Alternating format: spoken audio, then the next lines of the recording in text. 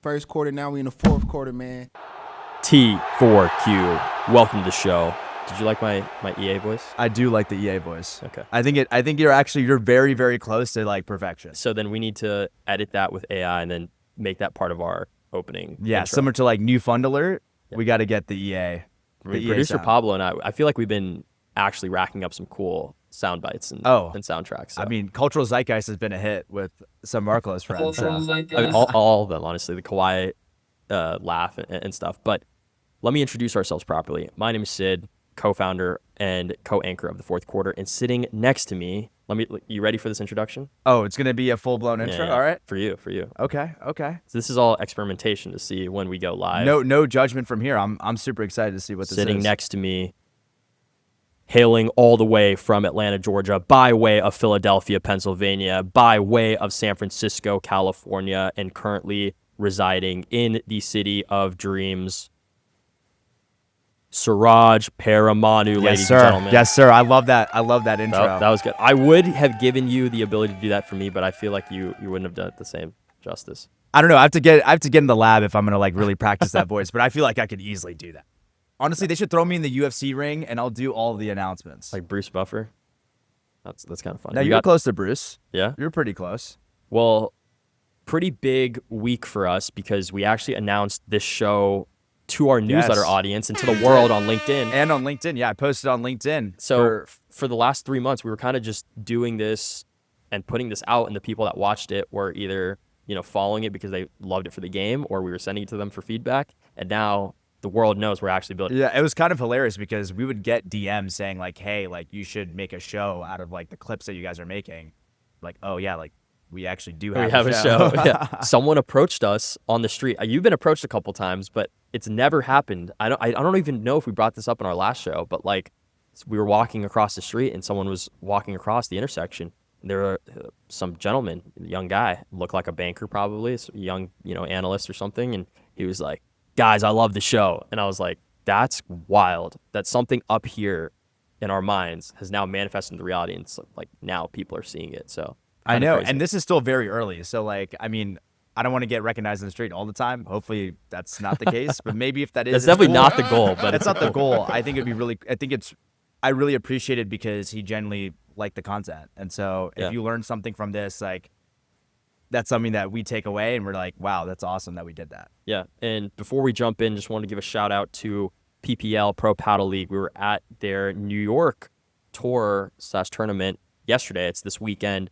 We'll touch on them later today because you're going to talk about them in the prediction market it was section. Actually, this is our second time going to a Pro Paddle League tournament. The last one that we went to was in New York. I think it was last September for the City Cup Finals. It was right around when we started the fourth quarter full time. Yeah, like before we even announced that we were doing the fourth quarter full time, we went to Pro Paddle. Exactly. Great time. Shout out to Kyle Whittingham. He helps Whittingham Sports. His agency helps run their social media. They have absolutely been killing it on socials. And just getting to see it in person, it's pretty awesome because, look, I've never played paddle, but like actually seeing it in person, it's a really cool sport, not only to watch, but I feel like it'd be so much fun to play.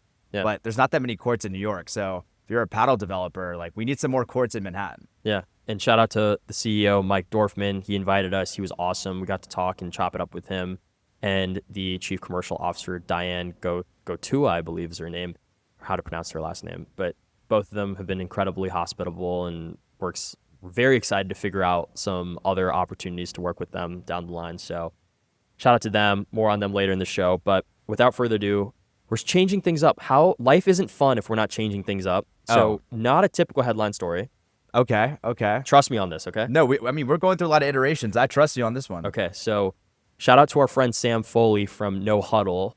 He gave us this idea for this new segment that we had on our last show. We called it Market Movers. We were hype about it. I kind of don't like that name anymore. Not anymore. So, our friend Matthew Jester said waiver wires was a good one. I thought that was going to be the winner. And then Sam Foley came from the top ropes and he gave us transfer portal. Which I do like. I love transfer portal. I also do love waiver wires. I think Matthew Jester had a great take there.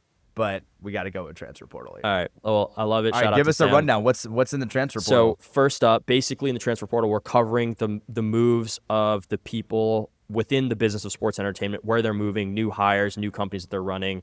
and new partnerships forming. So first up, the greatest tennis player alive, Novak Djokovic, has took a job on Wall Street as a strategic advisor to growth equity fund General Atlantic, the $126 billion assets under management behemoth. So the mandate is essentially to work with leadership, portfolio companies, investors, focusing on sports, longevity, health, and wellness. And Bloomberg reported that he wants to leverage his network to expand the firm's opportunities. And the CEO, Bill Ford, said that Djokovic has strong views about how professional tennis can be reshaped. And for some context, GA has positions in companies like Gymshark, Fiori, Chess.com, and a couple other sports assets. So could this be foreshadowing of a potential, sports fund announcement down the line? Yeah, I can't speak for GA, but it seems like they're very much positioned into sports as a category. They've had investments in your Gymshark and Fiori, a lot of consumer products at the same time, application with chess.com, which, is, I wouldn't say in the full realm of sports, but I'm considering it in sports. But with Djokovic coming in, one, I think it's great for the founders of the portfolio company that they have Djokovic as an advisor, someone who's demonstrated true grit and resilience at the highest level and is literally the GOAT of tennis. But second, a legend. He has international exposure to all these different sports assets. So maybe they can leverage what he knows and, the market that he's seen, and see if they can get into really cool deals. Because, about a month or two ago, there's actually a report that General Atlantic was in the NBA Europe data room. Wow. So they actually were exploring acquiring an NBA Europe franchise. Now, we don't know. Maybe they've already done it. Who knows? We're going to find out about these bids pretty soon. But maybe this actually is a sneak peek potential for GA crystal ball movement for us. full-blown sports strategy. Yeah, I agree. Moving on to the second, transfer portal call out, transfer portal E. I don't know how you say it. We have to figure out better words for how we want to describe You can't say TP. Yeah. Dirk Jan van Hameren just became the new chief marketing officer at Whoop. Dirk, Jan, if you're watching this, we are big fans of Whoop. We're both wearing your stuff, proudly rocking it. You should be a sponsor for this show, for our official fitness wearable partner. But he's a two-time Olympic cyclist for the Netherlands, and supposedly, some people say online, the greatest sports marketer of all time. So hear this, okay? He spent 32 years at Nike. He worked up from being in the mailroom to the CMO and EVP of Nike. Is that nuts? You honestly don't hear that many stories like that anymore because everyone just moves to different jobs. But back in the day, there was just some people who grinded from mailroom or from sales all the way to CEO or to the C-suite. Yeah, CEO of Nike, Elliot Hill as well, I believe, had a similar story where he's started and grinded through the ranks at Nike. So, I believe so. There was a lot of stuff about when he got hired, but yeah, we're organically wearing you. Shout out to you. Excited to see what you do with Whoop and all those things that you do within the world of sports. Great pickup for Will Ahmed and the Whoop team. Moving on, Quentin Dolan was named the president, COO, and alternative governor of the New York Rangers NHL hockey team. He is the son of James Dolan. So he is 32 years old, previously was the SVP of player performance and science for the Knicks and the Rangers, a role he still keeps. But he joined MSG Sports in 2022. He was part of the MSG Sports board since 2021, and he was a New York NYU sports management grad, which is pretty cool. So while he's taking control, James Dolan is stepping back from the Rangers day-to-day, but still keeps the Knicks status quo and remains MSG Sports exec chairman and CEO. Makes sense because MSG Sports is actually spitting out the Knicks and the Rangers. So it would be kind of weird to have someone running the day-to-day operations for both since they're separate public companies. So I think it makes sense to get Quentin in the mix. He's, learned from his father who has been extremely successful now that they've brought a championship to New York City with the Knicks. Hopefully they can do that again, repeat that again soon with the Rangers. Exactly. Yeah, I mean, I'm only saying hopefully because technically I don't have a hockey team because Atlanta doesn't have one. But hopefully it's just the Rangers and it's not the Knicks again. I feel like your allegiances can be easily flipped. No, that's not. Well, I mean, if Atlanta gets an NHL team, which I've heard there's some expansion rumors in Texas. Maybe they got to bring it to Atlanta. Yeah. Then it's a different story. Keeping it in the family, shout out to them. Moving on, Landry Fields, the ex-NBA player and former Hawks GM, became the head of men's basketball to oversee men's recruiting and team ops at Project B. This is a crazy pickup. Project B is the global men's and women's league First game starting in 2027. The format is 2-week tournaments in global cities starting in Valencia and Tokyo. All games are on YouTube. Teams have sponsors. Players have equity. We've talked about this for a while. Like the F1 for basketball, Maverick Carter was like in the mix very early on, but I don't think he's like fully running the show anymore. He might be an advisor, but that's a pretty good pickup in my opinion. I mean, that's like the type you need, like people with real experience in basketball operations at professional leagues and professional teams. Bring those core competencies to Project B. I think you have a good setup there. I very much agree. So Wells Fargo also hired Tom Nichols from PJT Partners as head of sports investment banking. He is essentially a managing director based in LA, reporting to Dirk Van Zandt, I believe is how you say his name, who's heading all of media and telecom IB. And he was a MD in strategic advisory at PJT, covering sports, media, gaming, entertainment, and was earlier at Bank of America, your alma mater. My alma mater. So cool to see that there's these banks that are doing. Every bank is going to have a sports arm. It doesn't make sense for a bank not to have a sports arm when a lot of your clients, major private equity managing partners, are actively allocating into sports. You need a full suite solution as an investment bank, given the amount of acquisitions as well that are happening in the sports realm. We saw this with William Blair acquiring Inner Circle Sports. You're going to see a lot of these different banks. Maybe they don't do an acquisition, but they just hire, ex-bank, ex-TMT MDs, have experience in media and some entertainment, maybe even sports as well on one-off deals, and you bring them in and build out a sports practice. You're going to see this way more often. Yeah, and the last one for our transfer portal segment is the former Rajasthan Royals CEO, Jake Lush McCrum, is now going to be the CEO and lead India Basketball League. First of all, I didn't know India had a basketball league. Yeah. Shout out to them. Rajasthan Royals, for the people that don't know, is one of the most prolific IPL teams, Indian Premier League cricket teams. Recently sold for $2 billion plus. There's actually American investors involved in the transaction. Exactly. Yeah. No. So this partnership is with the Basketball Federation of India. So the government and the country as a whole is endorsing this and pushing it. The 5 host cities confirmed are Chennai, Chandigarh, Bangalore, Mumbai, Delhi, and McCrum spent 8 years with the Royals as CEO from 8 years with the Rajasthan Royals and then CEO from 2021 to 2026. He was also the CEO of Barbados Royals and the Pearl Royals. So, and he's a Leeds economics grad. So he's from London, now living in India. Well, he's been living in India for a while. But he's, it's awesome to see that he's crushing it. Yeah. So I have an interesting idea about this. So Gautam, good friend of ours who runs Brown Ballers, Gautam Kapoor. He should cover or do a docuseries around this Indian Basketball League. Because there's going to be so much talent that might actually come for this. Oh, that's a good idea. If you just do one docuseries and one of these guys like makes it to the NBA G League or the NBA, like it's going to absolutely crush. And I mean, we'll cover it here on the show if you do it. So Gautam, do it. Funny enough, I'm actually seeing him later today, but you need to tell him this idea. And we have to clip this and send this to him. So I love it. Shout out to them. And that concludes our transfer portal. Producer Pablo, we're going to need to have a transfer portal like saying and sound effect eventually. But moving on to our cultural sports headline, we got two cool ones. Two really interesting ones. So even though Team USA lost in the FIFA World Cup this past week, a hedge fund billionaire has somehow managed to make headlines, the same headline. Okay, so Team USA men's national team lost 4-1 to Belgium in the round of 16 in Seattle, their deepest run since 2002. Here's the thing, it was the most watched soccer match in U.S. history. Really? Yeah, with a peak of nearly 37 million viewers.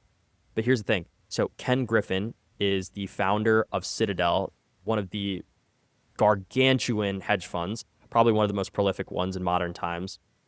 He made the largest financial contribution among a group of benefactors to fund the 2024 hire of head coach Mauricio Pochettino as head coach. It's wild. Yeah. I mean, I think this is like something that you'll see a lot more often because I have multiple takes on this. One, it makes sense for Ken Griffin to do this because he's been apparently playing soccer like since he was 6 years old. Yeah. Big soccer fan. I think he was like runner-up for like his high school state championship team. And then at the same time, like I think he's like coaches his like kids like soccer teams. That's what I read in the Fortune article that was talking about this. But the reason why I think that more billionaires that are like either mega capitalists or like American dynamism first they should be investing in more sports, because if you look at the World Cup and it being in the U.S. and like United States having the run that they had, obviously we wish that they beat Belgium. Like, I feel like I've seen way more patriotism than I've ever seen before in the U.S. So if you really want to promote American dynamism, the billionaires should be pouring more money into U.S. federations and the sport specifically. It doesn't have to just be soccer. It can be track and field, right? Especially when it comes to the Olympics programming. Like, that's what we need.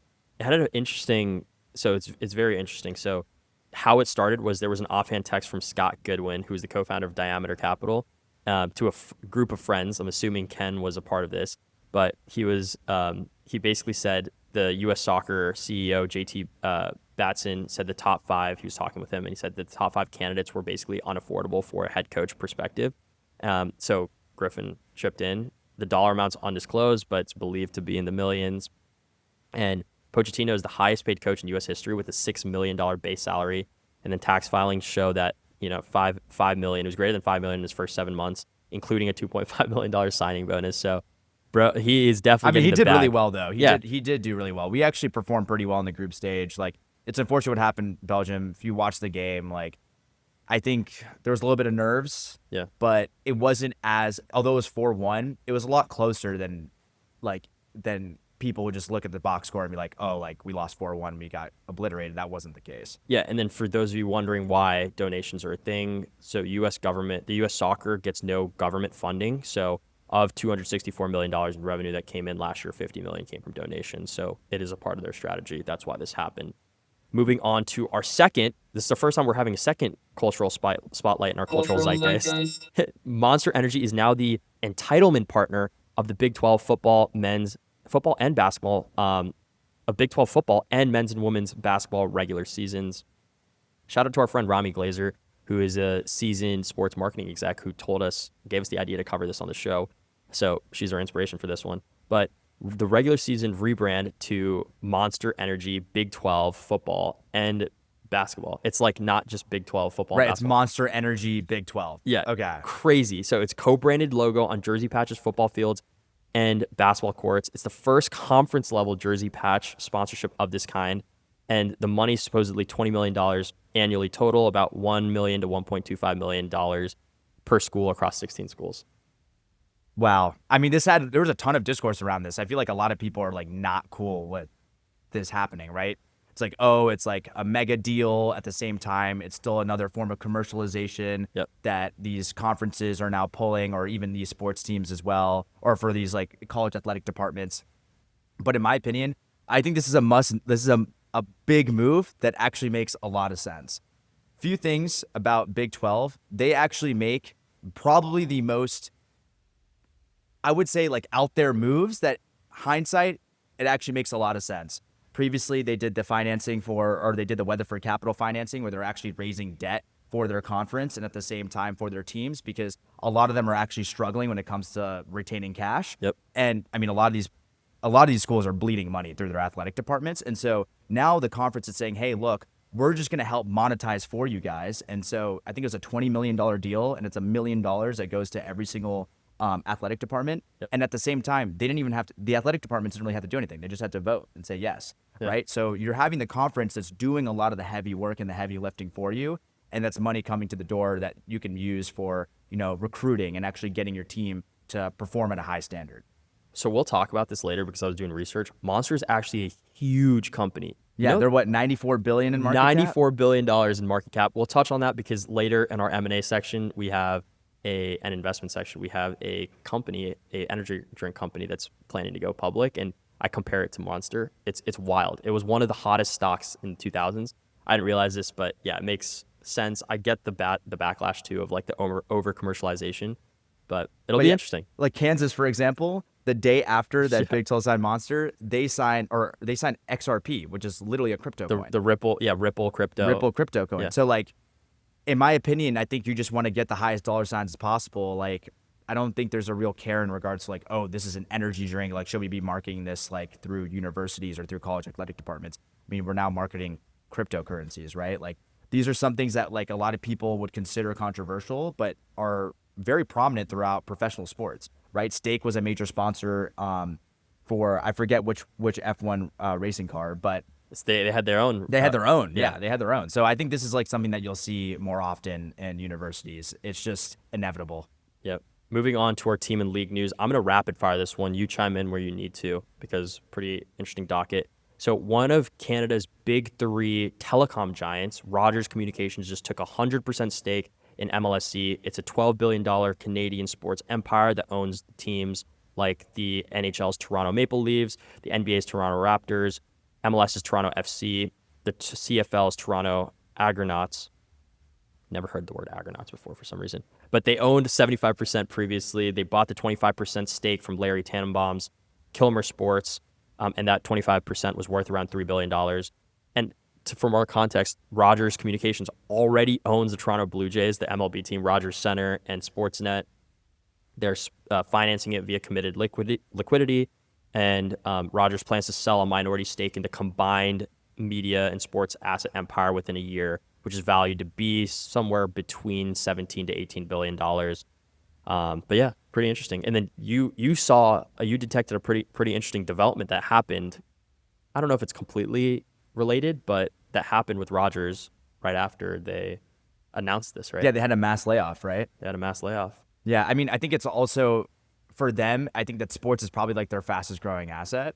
Right, they're in the telecom space, and at the same time, providing cable access. There's a huge cord cutting movement, and so sports is probably their fastest growing category. And at the same time, they're using a lot of capital to buy up all these sports assets. Right, with that, if that's the case, they're probably raising debt to do it, and so this is a good way. If they sell a minority stake, they can go and pay off this debt and now focus their resources more into sports. Yep. I think it's a very interesting strategy. What I'm curious to see is, does this sit in the holdco or do they spin it off, similar to what like MSG did with spinning off MSG Sports and MSG Entertainment, just because it's a massive asset. They're saying that they could potentially sell it at a valuation of $17.6 billion. I personally think they're not going to sell the stake. I mean, they're buying up all this stuff and they want to sell a minority piece of it, not roll things off and divest them. But no, just roll Maple Leaf Sports Entertainment out of Rogers Communications. So you have Rogers Communications, MLSE, kind of similar to like MSG Sports, MSG Entertainment, and then Sphere, whatever. I don't know. I think that could be an interesting play that they could do to raise capital from the public markets. But it's interesting to see if they do that, because we saw what happened to MSG Sports. Knicks and Rangers got undervalued in the public markets, and that's why they're spinning it out again. So like it could lead to kind of an annoying. They might not care about the valuation, to be honest. If they're just they own everything in Canada, right? Yeah, if they can get the capital, like why not? Yeah. Next one, the 39-year-old Walmart heir, Lucas Walton. So Sam Walton's grandson just bought a minority stake in the Chicago Bulls and United Center, buying out some existing limited partners. He has a net worth of somewhere near $45 to $49 billion and runs an impact investing fund called Builder's Vision. So doesn't really have a path to control. The Ransdorf family still keeps the controlling interest, who bought the team for $16.2 million in 1985. Isn't that nuts? Yeah, that is actually nuts. That's so really crazy to think about. There's this vast part of, we've talked about this a lot, but team ownership that nobody knows anything about, and we should try to spotlight and bring to light some of the cool things that happened. But a person familiar with this told CNBC that the stake was around 10%, and the Bulls are valued at about $6.5 billion, making it the fifth most valuable NBA team. How much do you think Michael Jordan played into this $6.5 billion valuation to this day? Like, if you could put a percentage, what would you think? Like his valuation specifically for him playing for that team? Six franchises, or six NBA championships. Probably, generational IP. IP. The Jordan brand itself is definitely worth billions. Some people, arguably the GOAT of all of the entire sport, has an iconic shoe brand that has transcended basketball, has like entered culture and streetwear. And the colors are the Chicago Bulls colors. Yeah. Probably a lot, like huge. Give you a percentage, like I don't know. This is so arbitrary. I think he has $1 billion into that valuation. I think Michael Jordan specifically is. Yeah, definitely. Fair. Even like for the Warriors, like Steph Curry has definitely provided $1 billion plus worth of valuation. We're not talking about it in this show, but there's a bunch of internet discourse of like all these mega trades that are happening in the NBA, right? Like Kawhi Leonard supposedly getting traded to the Toronto Raptors, Jaylen Brown getting traded to the Philadelphia 76ers. Apparently, they'll impact valuations and stuff. There was a bunch of internet discourse. I didn't include it in this week's docket, but because that's an entirely separate conversation. Yeah, I wonder what the underwriting is for like when you make a big trade of like an iconic player, especially when private equity comes into ownership. When like LeBron left Cleveland to Miami, like at the time, like there probably wasn't like as much robust valuation analysis that was going on with sports teams overall during that time. Not nearly as much as what we see today, but it would be really cool to see like, okay, did the Cavs valuation go down by how much, and then what about the Heat? Yeah. Exactly. Okay, moving on to our last one. Pro Lacrosse League raised $100 million Series E, the largest in pro lacrosse history, and it was led by Aries Management and Joe Tsai, the team owner of the Brooklyn Nets, among many other teams. He's an icon in the space. Plus a follow-on minority investment from ESPN and a couple celebrity checks, including Glenn Powell, Rob Mack, and a couple more. So Bloomberg reports that the PLL is worth somewhere north of $500 million. Aries' Jim Miller joins the board. Powell is becoming a creative advisor to the company. I like that. And he's trying to bring a PLL and Women's Lacrosse League teams to Texas, which would be interesting because he obviously sports there. And it's interesting because the league as itself is entering an interesting shift structurally. They're moving from a single entity ownership structure to selling individual franchises. Yeah. Which is aligned, they're trying to align it with the 2028 Olympic window. And co-founder Paul Rabel says this might be the last raise. So could be an iconic last imprint before you see, I don't know, 8-figure deals, 9-figure deals selling the franchises. So the way that I look at this is that if you look at the other emerging leagues that have sold franchises, for example, SailGP, they're selling franchises now around 50 to like 50 plus million, maybe like 50 to 70 million plus, etc. Right? PLL has 8 franchises right now. They're planning to expand to 10, I believe, at some point. So if you get to 10, I mean, that's just $500 million plus in capital that's going to go directly to the PLL holdco if they can sell all these franchises. So that's in of itself. They probably will never need a raise again if they do that. But I'm very bullish on PLL overall. I think that lacrosse overall is actually a big sport that's never had the infrastructure that is needed, and that the audience is very affluent, and at the same time, there's a lot of women that are very interested in lacrosse. When they play lacrosse, it's a big. I was looking at a percentage. It's like the viewership numbers for lacrosse is around like 50-50, right? While like other sports, even like sports like basketball and football, can be like 60-40, 70-30. So I think you have that tailwind around that concept. At the same time, lacrosse is becoming even more popular amongst universities. I was looking at it too. They're crushing it on socials. They have nearly 500K followers on Instagram. I was just checking. At the same time, I saw an article after their 2025 season. They hit 1.2 billion impressions on socials for that season alone. It's a 23% audience increase. So they're on this growth trajectory where I think that they're going to crush it on socials. They get the distribution strategy. I think they're selling significant tickets too. I think ticketing revenue was up 11% for 2025. We'll see what happens for the 2026 season, but I do think that they're on a great growth curve. They get Glenn Powell to do some Ryan Reynolds work that Ryan Reynolds did for Wrexham. I think that's what Glenn Powell's going to do. You need to tell the stories of these lacrosse players and teams. Yeah. I think you create rivalries. This is the time to really build some drama and some just intensity within the sport, especially as team owners get involved, because lacrosse is a very passionate and can be a very brutal sport too. So I think that you get all of these little ingredients in the concoction and you got a great drink. Big shoulder programming opportunity there, right? Yeah, I completely agree. Cool. Moving on to the world of sports real estate. This one's a pretty interesting one. Atlético Madrid, one of the top teams in La Liga based in Spain, just signed a 10-year deal with Live Nation to make the Metropolitano, where they play, the preferred Metropolitano. To make the preferred content or concert venue in all of Spain, raking up potentially $200 million in extra revenue when there's no soccer and football being played in the field itself over the deal course. So this is about to be super interesting. And here's the kicker, right? This is happening all while their crosstown rival Real Madrid literally cannot host concerts because of noise pollution legal wars that are happening. So wild.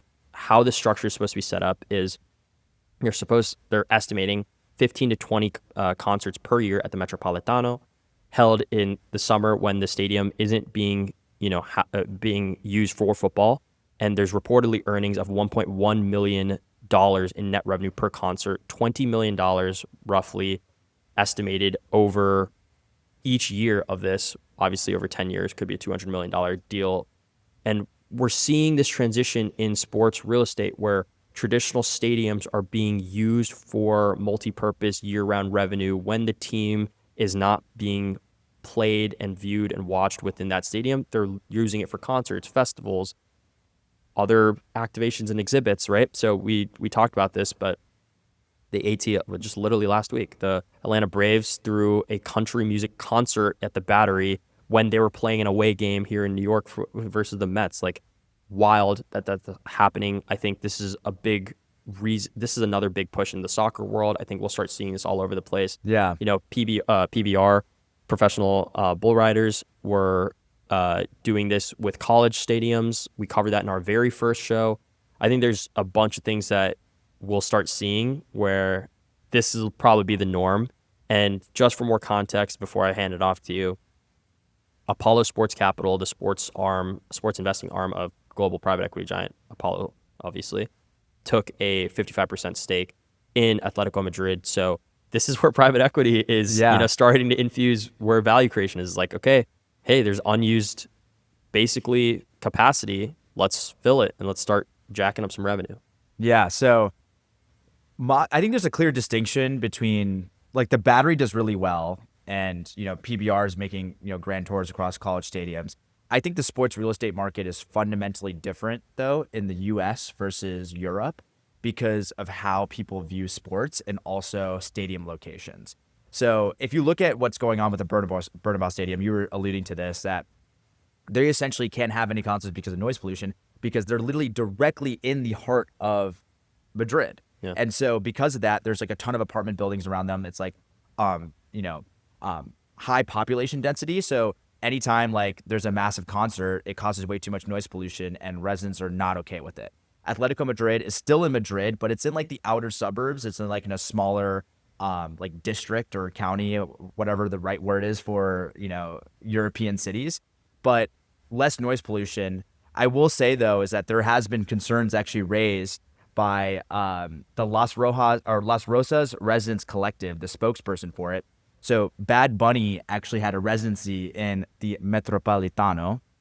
He had like 10 concerts, and a lot of them were during the weekdays, and there was a ton of people that came. It drew around 68,000 spectators each night, even during a weekday, and a lot of residents like couldn't even get home because like there was just so much traffic. That's wild, and it's actually. Like a very small county. So that's something that you're like Apollo Sports Capital and these private equity funds are getting into the mix and are trying to leverage this mixed-use real estate district, this strategy it's working in the U.S. You have to be a little bit creative in how you can manage. That's a good point. Manage these concerts, and at the same time, like, you don't want to intrude too much into a resident's well-being because that can blow up in your face with what happened with Bernabeu. They're still going to figure it out at some point. My guess is that they're going to be able to figure out a way to get concerts in. I think a lot of it's going to come down to stadium infrastructure. Maybe you got to just invest an extra couple $100 million, couple $1 billion for like soundproof roofs, right? Like, I don't know what the technology is. Maybe there's a good hardware startup idea for that, but ultimately I think it's tougher to do it in Europe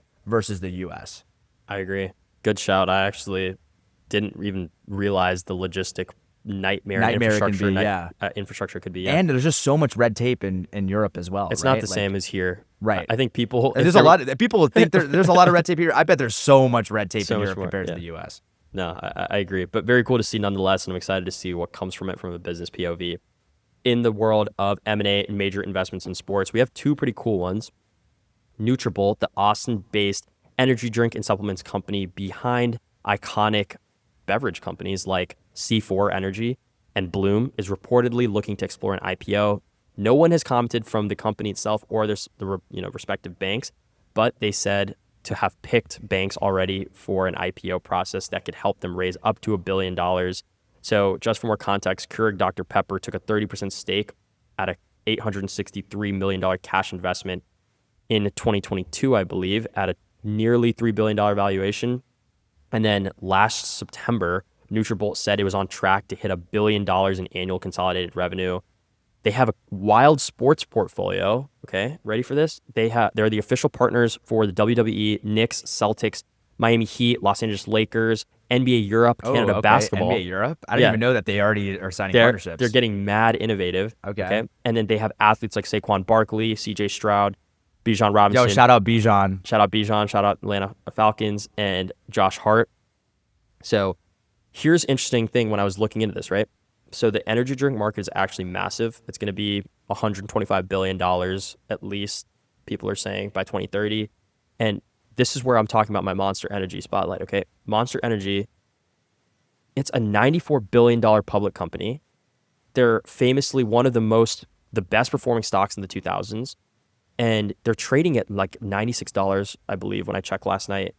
And it's ridiculous. And then you have people, and I don't consume Monster. I know that they're still everywhere, and obviously they're making a bunch of deals and stuff. Celsius is probably what our generation has been consuming. Celsius, they're also a public company. Did you know that? Yeah. Celsius has been a public company for a good bit, and they were on a rocket ship, and then they had this huge controversy with Florida. Yeah.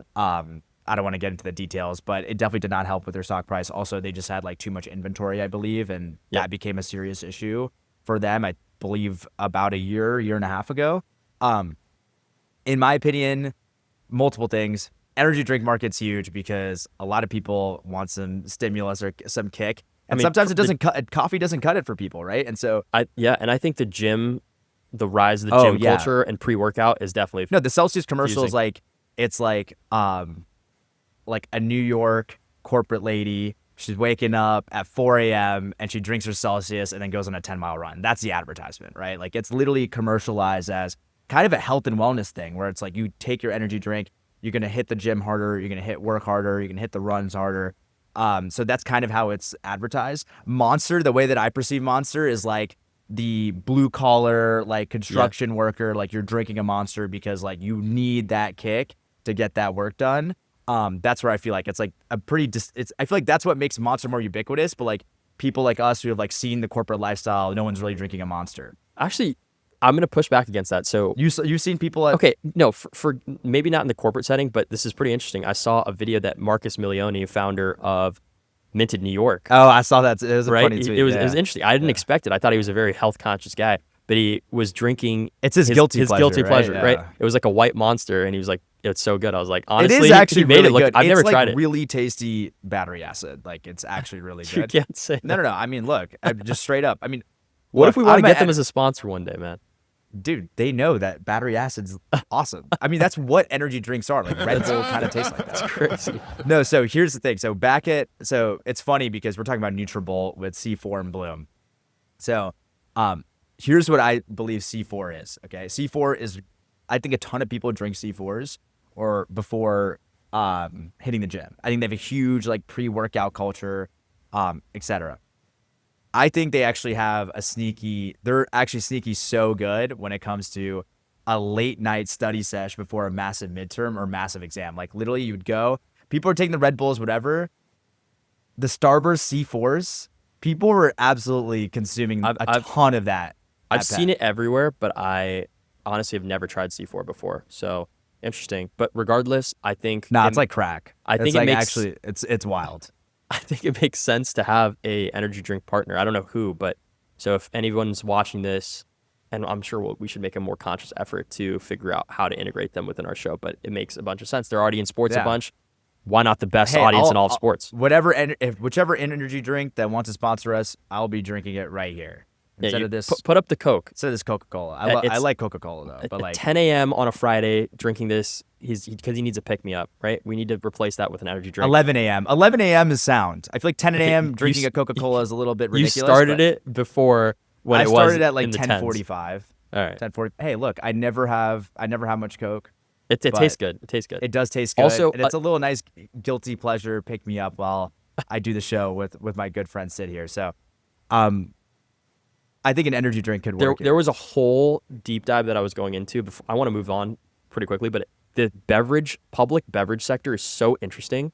I was looking into this a lot. I was going to ask you a question on the show, like why hasn't Coke invested in or bought an energy drink, and bought specifically Nutrabolt. So I don't know. I think there's a bunch of things. We should talk about that separately. I just looked at the Coke. But and maybe they're just growing so fast. They're like, hey, we'll just go to the public markets instead because we can get a higher valuation there. Yeah.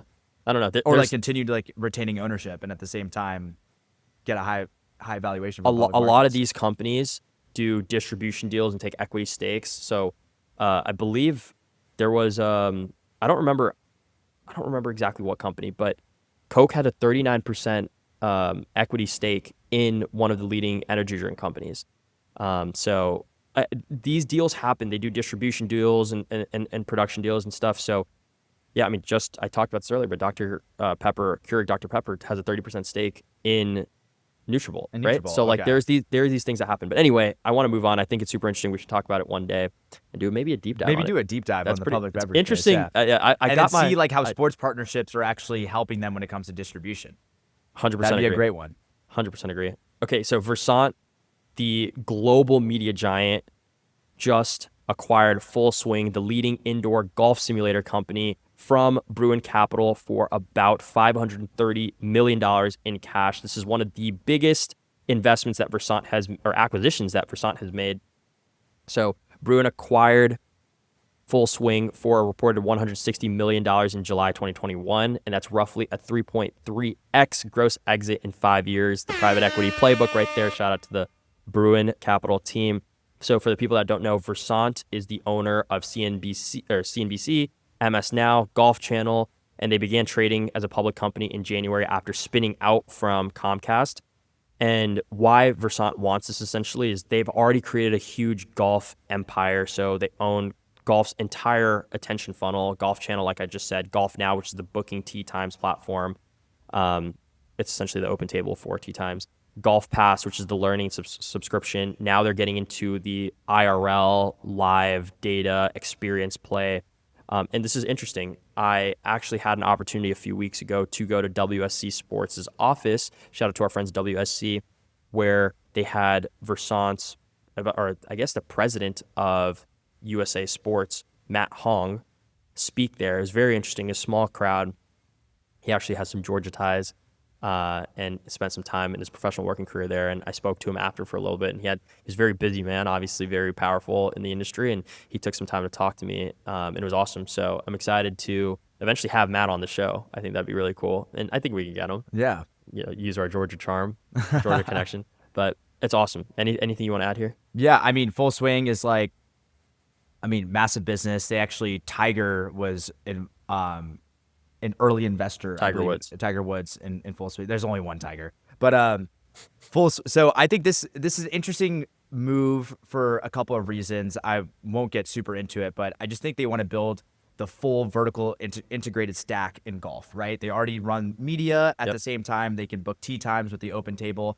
At the same time, they have Golf Now, which is more about the like experiential side, like learning side. I think Rory McIlroy actually is a co-owner of that asset. And so you have all of that, but at the same time, the real data layer and that application doesn't exist in regards to like people's performance playing golf. And so it's kind of this vertical integration move that maybe they can even go a step further into the golf stack, right? Like you watch golf, learn about golf, you practice indoors, you track performance, you book the tee time, you play on the course, and it's just this flywheel. How many more assets can you put into that flywheel where it's just completely synergistic? Also, now they can just advertise Full Swing out the wazoo through their golf channel. And I do think that maybe there's a play where like you build out like golf facilities specifically and you just build this full-blown ecosystem. Now, it might be extremely capital intensive, but they just paid $530 million for this asset, and it's not a media property. I mean, it's their largest acquisition. I think, as they continue to create this huge golf mountain, I think they'll keep adding assets. Shout out to our friend Jake Gordon at Notify, potential, future play there for the folks watching at Versant. Yeah, they were saying immersive simulation, launch monitors, virtual greens, integrated software, performance data, creating opportunities across content, commerce, training, venues, and fan engagement. And they're getting first-party data. Yeah, I think there's just a bunch of things. That's going to happen in the background. I love it. Big fan of this. Excited to see what happens for the world of golf. Last thing, I'm not going to go deep into this, but shout out to our friends at Inner Circle Sports. William Blair has officially completed the acquisition of Inner Circle Sports, the sports-focused investment bank. Shout out to our friend Steve Horowitz, and proud supporter of the fourth quarter. Yeah. what I've also heard is that Inner Circle Sports is probably going to be hiring pretty soon. That's what the SBJ article said. So if you are looking to be a top-tier sports investment banker, that's a good opportunity to check out. Yeah, hit us up if you think you'd be a good fit, specifically Suraj. hit him up, fill up, hit his DMs. Okay, moving on to my favorite section of the show, New Fund Alert. New Fund Alert. Let's go. This week we have Maple Park Capital Partners. They officially announced a $200 million fund focused on consumer and experiential economy with a target of $250 million. Another one. We are at 17 straight weeks. It does not stop. Of funds announced in our space, investing in sports media, entertainment experiences. And here's the cool part about this, right? So Maple Park has and just brought on 10-time NBA All-Star and coach Jason Kidd as an operating advisor. And what they're specifically focused on is the experience economy, buying out shops, betting on things like Italian ice, youth sports tournaments, and stuff families actually spend on. So they're focused on majority and buyout investments within the services business of the experiential economy. They're targeting companies in North America with an EBITDA of $5 to $20 million, writing equity checks anywhere from $25 million to $75 million. And they have a cool portfolio. They've only publicly announced two: Rita's Italian ice and frozen custard. They had a majority growth investment.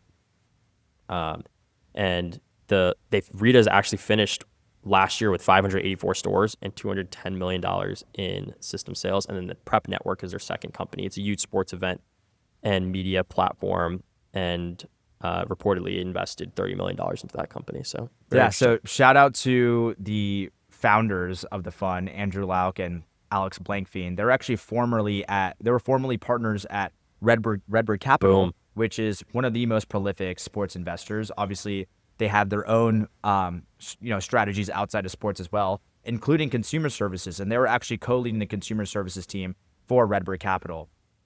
And they were leading out the firm's Dallas office. What I think this actually kind of makes sense, because I feel like Redbird hasn't made that many consumer service investments. And so when you have talent like this, they're like, hey, why don't we just spin out and build out our own fund that's specifically dialed in on consumer services? And at the same time, they can leverage their experience at Redbird Capital to make investments in experiential economy and the sports sector. Also, kind of a random fun fact, Alex's dad is Lloyd Blankfein, who is formerly the CEO of Goldman Sachs. Oh, he wow. was CEO from 2006 to 2018. So finance runs in the blood. He's got it in the family again. I love it.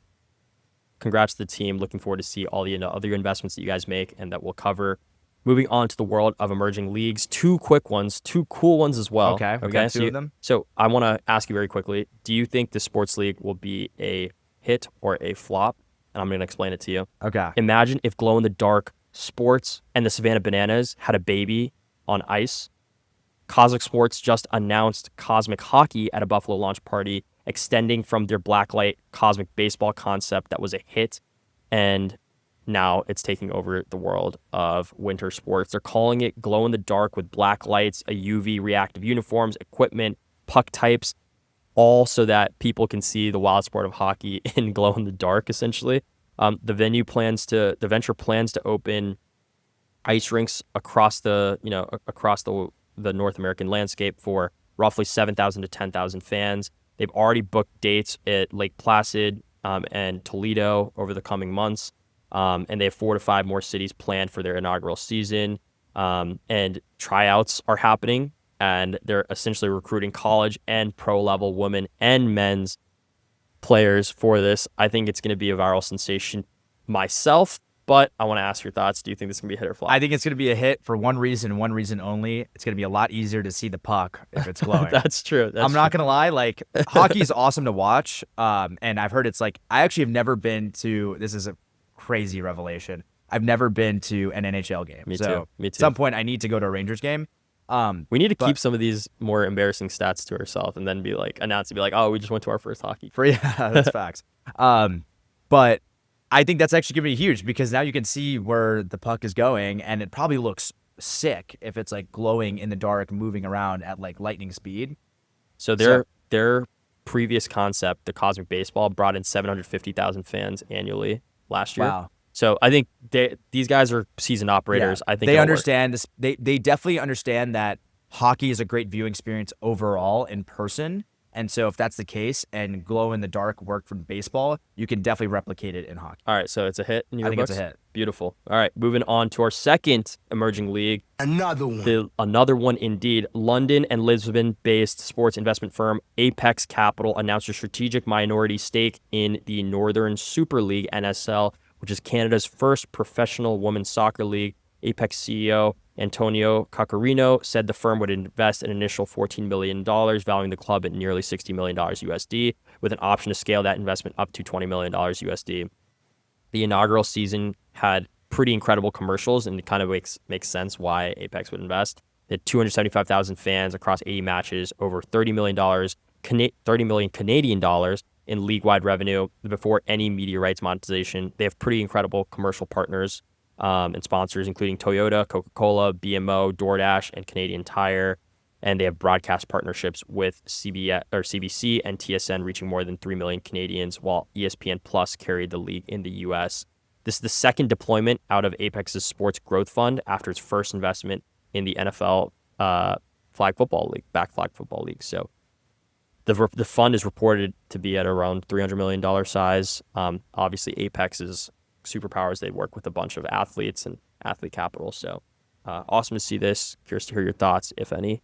Yeah, I'm going to say it's a hit just based on the stats alone. I'm not super familiar with the Canadian market in regards to women's soccer, but women's sports is just on a rocket ship. Women's sports is on a rocket ship. NWSL is completely on a rocket ship. When you look at the actual franchise valuations, they're like outpacing their women's sports counterparts, right, with the WNBA, which is also on a rocket ship as well. And so if you look at it, and we've seen major investors who have been very bullish on NWSL. Now, the only thing that I have a question about isn't NWSL at some point going to have exposure to Vancouver or the Torontos of the world? Aren't they going to have teams in Canada as well? So it's interesting how the North American sports market, how stratified can it be, especially for emerging sports. So that's something that I'm going to pay attention to and see how that develops. But I think it's possible that they very much just coexist. Yeah. Moving on to the world of our industry spotlighting cool people doing cool things. Saw a tweet, producer probably going to have to throw up this tweet, by Jay Williams, the former second overall NBA pick, Duke basketball champ, turned ESPN analyst. He just put his name on an $8 billion bid to bring an NBA team to Las Vegas. The group itself is calling them the Las Vegas Jacks, and they announced publicly with the intention of putting in a bid for the NBA franchise. The group is led by former Phoenix Suns owner Jerry Colangelo and includes former NBA head coach Vinny Del Negro, former Turner Sports president David Levy, amongst a bunch of other incredible financiers and successful business people. So the group said it has $5 billion committed already, with $3 billion formally indicated. And BTIG and U.S. Bank, shout out to our friends at U.S. Bank, will help with the help of Global Leisure Partners, be the main financial partners to make this deal happen. I mean, this is cool. I mean, shout out to Jay, obviously, for making this announcement on X. We're about to quote tweet him, and right, I'm giving you the strat right here. This is what we're gonna do, and yeah, I think here's the NBA Vegas has just been heating up, Matt, incredibly, right? The bids around here. Magic Johnson circling this. We covered this last week's show. Bill Foley, the current NHL Golden Knights owner, is putting in a bid. Bob Iger and Josh Kushner supposedly looking at Magic Johnson, Shaquille O'Neal. I think they're also in the mix. There was early rumors about LeBron. That's probably not going to happen, obviously. It's heating up, and it's this is the first time where it's an expansion is happening where athletes have a ton of capital, and so now they're getting in the mix at a much higher rate. And there's a lot of athletes that are probably going to be involved in, or former athletes that are going to be involved in this acquisition or in this expansion team, whether it's for Vegas or for Seattle. I agree. Moving on to our second industry spotlight. Another one. Current NBA player of the Charlotte Hornets, Pat Connaughton. Connaughton, I think. Connaughton. I keep messing up his name. I swear I think that's what it is. No, you're right. Pat Connaughton we got to edit that out, Ruben and Pablo. We got to make sure it flows properly. Current NBA player for the Charlotte Hornets, Pat Connaughton, has been in the cultural zeitgeist for his success in building a $600 million real estate empire that made headlines the past couple weeks. So Connaughton is the founder and CEO of Three Leaves Partners, which he co-founded with construction exec Matt Burrow. And in Boardrooms 2026 Summer Edition, he said that they did $175 million in developments last year, which is nuts. And the portfolio, he said, is estimated to be around $600 million with over 1,200 units under construction and $75 million raised last year. So the firm, why it's interesting, is it lets investors pick individual projects to back rather than pooling a blind fund. And roughly half of its investors are professional athletes. So it's cool. That's where Pat comes in the mix. He's got the network. Athletes are probably great at raising capital. And Sid and I have seen this firsthand. Real estate is by far like some of the best investments that athletes can make because there's previous or former athletes that have been mega successful building out real estate firms and doing the, investing in real estate strategy. We saw guys like Terrence Murphy Sr., who is now just raised his own funds or raised his own sports specific fund, Synergy Sports Capital. But he's completed over $4 billion plus in sales and acquisitions in his career through real estate, and he was formerly a second-round draft pick in the NFL. So you're seeing a lot of these athletes. They have experience in real estate. At the same time, when we were at the Ramp event at Athlete Biz Week, we were talking to a bunch of these athletes, whether they were current or former, and a lot of them are focused on real estate investing. So I think it makes complete sense, and shout out to Pat for absolutely crushing it. I love it. Shout out to Jay and Pat for this week's Industry Spotlight. Touching on the world of collectibles really quickly before I pass it off to you, Professor Paramanu and AP Prediction Markets.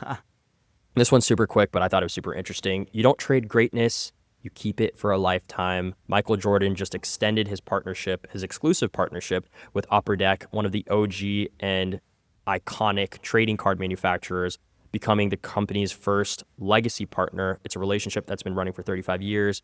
And what the deal covers is Upper Deck remains the sole producer of authenticated trading cards, collectibles, and memorabilia carrying Jordan's image and autograph, an exclusivity that they held since 1991. I thought this was pretty interesting. They're going to keep, having a monopoly over this iconic IP, but it's cool. I wanted to know the most expensive card that they've produced. And there's a 2007-2008 Upper Deck Exquisite Collection dual Logo Man autograph between MJ and Kobe Bryant, 1 of 1, which sold for $12.9 million. Wow. And what's really interesting about this, too, is that Fanatics and Topps own the NBA licensing. So actually, since 2009, Michael Jordan has not, any new trading card that's been printed has not had the NBA logo. So he's kind of just a league of its own, really. And I think that MJ is the type of guy, like you were saying, I love that slogan about that. You don't trade greatness, you keep it for a lifetime. He's kind of like that with Nike and I think with Upper Deck because it's 35 years of running. They also did some cool stuff. I just want to shout this out. They're running an auction for Jordan's signed 1986-87 Fleer sealed box, inscribed rookie card box. And they're doing it, through eBay.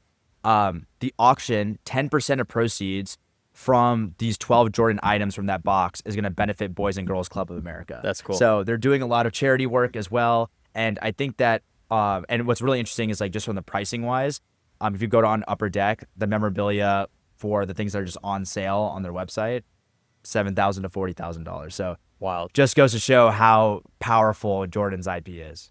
Incredible. Shout out to everyone involved there. And producer Pablo hit us with a quick update that we're right around an hour. So let's try to keep the AP Prediction Markets section relatively we got this. Engaging for our audience.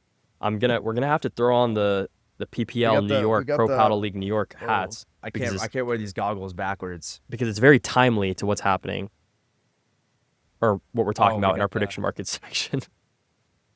I have to get better. I have to start seeing you when we're not on the show, so I don't laugh every time. But all right, let's see if this hat actually fits the hair. No, you need. Right, I'm gonna have to just not move. I'm just gonna be staying like this, like I'm holding a pot over my head. All right. Appreciate you, Pob. These are cool hats, right? The New York Pro Paddle League. Dude, I think they're actually so sleek. They're so clean. And they're high quality. Producer Pob, we should have gotten you one. Yo, you might have to. Oh my god. Okay, don't put it on. Let's keep it on. Let's just put the caps. We're gonna make we're it a cut cape. this. We're gonna cut this part. We got to find a more efficient way. No, this is good. People want to see the background, man. All right. Professor Paramanu's back. We got the PPL hat on. Okay, producer Pablo and Professor Paramanu, can you tell the audience why we're wearing these hats? Yeah, so like we said, we were at PPL yesterday. Awesome games. It was sick to watch the paddle games overall. But one thing that really stood out was that they actually just recently signed an exclusive prediction market partner with Kalshi. Wow. And this was something that they did a lot of press around. We saw it on SBJ. I saw a lot of like big subsects that cover the prediction market space. They were covering the Pro Paddle League and Kalshi partnership. And it was really interesting because Pro Paddle is an emerging league. Right now, there probably is not enough liquidity in the market for it to even really like make sense to do a bunch of trades on Kalshi around like some of these Pro Paddle games. I was looking at some of these markets, and these were the group stage, but it was like less than $100 in liquidity, which I think is actually completely fine. And I still think it's so strategic for Pro Paddle League and these emerging leagues to do it. Because if you look deeper into their partnership, Pro Paddle League has a really affluent base or affluent viewership base, and at the same time that spans internationally. And so as Kalshi is trying to actively, grow internationally, and at the same time bring in this more affluent audience that may have never really sports bet, but are actually more prone to maybe placing a trade on a prediction market, they're using Pro Paddle League's audience as a way of marketing. And so I believe, I don't know the details of the sponsorship, but my guess is that Pro Paddle League is probably making money off the sponsorship. They had Kalshi logos everywhere, and at the same time, Kalshi activations. But if you look deeper into the partnership, they're doing professional clinics, VIP experiences where Kalshi branding is going to be there. And one thing that we were talking about with Mike is that their in-person activations, when they actually do like paddle clinics, that's where you can really touch a consumer. And because of the audience demographic, that's something that could be highly beneficial for a prediction market. Now, if you even look into the entire emerging league space, you had US SailGP, they signed with Crypto.com and OG Prediction Markets, but SailGP doesn't have an exclusive prediction markets provider, right? Same with RAF. Same with a lot of these different emerging leagues. Like IDL, even Freestyle Chess. IDL, Freestyle Chess, MotoGP. Like these emerging leagues haven't had that exclusive partnership, but I actually think that there's a really unique opportunity where they can leverage their audience base and get a sponsorship dollars from these major prediction markets that have that capital. For example, we saw Novak partner with Live Golf, and that's really smart because Live Golf does have an international audience and at the same time, probably highly affluent given that it's golf. And so I think that even if there isn't volume on the trades for your emerging league and for your sport, it still makes a lot of sense to partner with the prediction market because, look, they're trying to grow and they don't need to make trades on your sport. They can make trades on other sports as well. So pretty interesting to see that partnership. A lot of people had questions about it, but I think it totally makes a lot of sense. And we took a video of basically all the different activations and, partners and sponsors across their entire game day atmosphere. So it was cool to see Kalshi was pretty prominent and amongst a couple other partners. But shout out to Mike Dorfman, the shout CEO. Out to PPL. This hat is so clean. Yeah. I love the New York at the bottom. It's really cool. And shout out to the Chief Commercial Officer, Diane Gotua, extremely great people, and thank you for having us. Professor Paramount, is there anything else for this week's lesson? That's it.